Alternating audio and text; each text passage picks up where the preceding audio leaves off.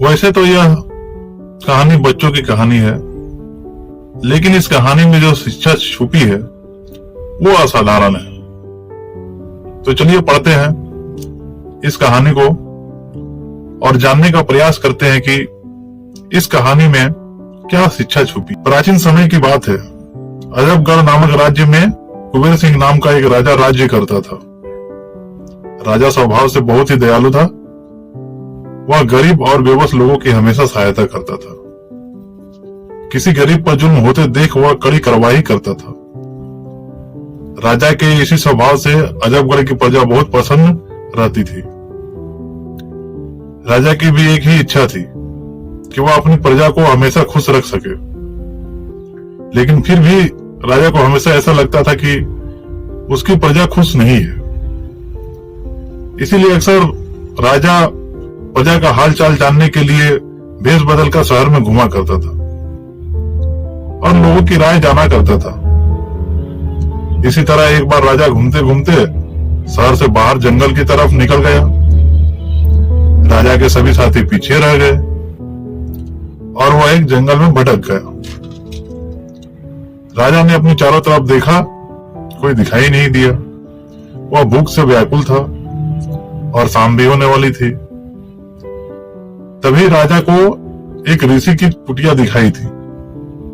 कुटिया देखकर राजा की जान में जान आई। उसी समय राजा ने रात वहीं व्यतीत करने का फैसला किया। जब राजा ऋषि के आश्रम पर पहुंचा तो वहां पर एक ऋषि तपस्या में लीन थे और चारों तरफ बहुत ही सुंदर वातावरण था। चिड़िया चहक रही थी, पेड़ों से रस भरे फल लटक रहे थे और वातावरण बिल्कुल शांत प्रतीत होता था। राजा ने घोड़े से उतरकर ऋषि के समीप जाकर प्रणाम किया।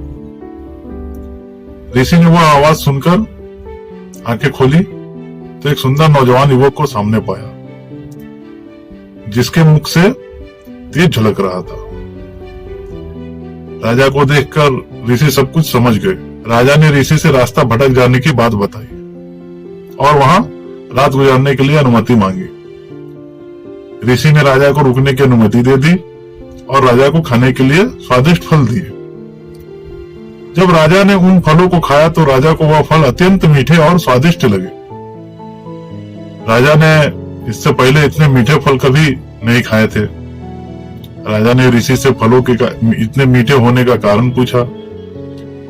राजा की यह बात सुनकर ऋषि ने कहा, यहाँ का राजा दयालु और न्यायप्रिय होगा। वह गरीबों की सहायता करता होगा। वह प्रजा के दुख दूर करने वाला होगा। इसीलिए यह फल इतने मीठे हैं। लेकिन राजा को इन सब बातों पर यकीन नहीं हो पा रहा था, पर राजा इन बातों को झुठला भी नहीं पा रहा था। इसीलिए राजा ने निरीक्षण करने का निर्णय लिया। सुबह होते ही राजा शहर की तरफ निकल पड़ा और राजधानी में वापस पहुंचने के बाद उसने अत्याचार करना शुरू कर दिया। उसने प्रजा पर कर बढ़ा दिए। अब राजा गरीबों को परेशान करने लगा। पूरे राज्य में हाहाकार मच गया। ठीक एक महीने बाद राजा फिर उसी जंगल में उस आश्रम पर जा पहुंचा।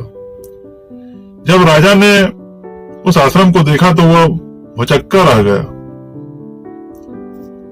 क्योंकि जहां पर पहले पेड़ हरे भरे थे वह सब पेड़ सूख रहे थे। फलों में कीड़े लग रहे थे। चिड़िया चीख रही थी। तभी घोड़े की आहट पाकर ऋषि अपनी कुटिया से बाहर आए और राजा को बिठाया।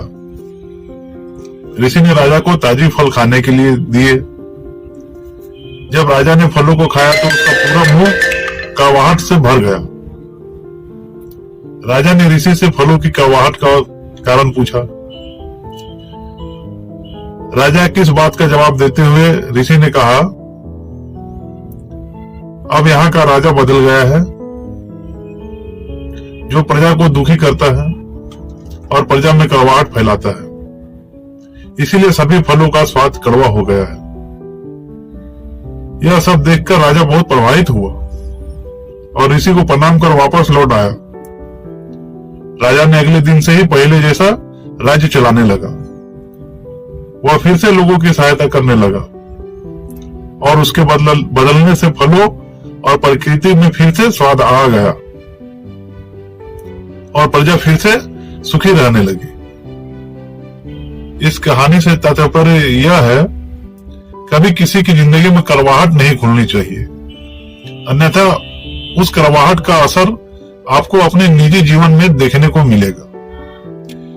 आपने वह कहावत तो सुनी ही होगी, जो दूसरे के लिए गड्ढे खोदते हैं वह उसमें स्वयं जाकर गिरते हैं।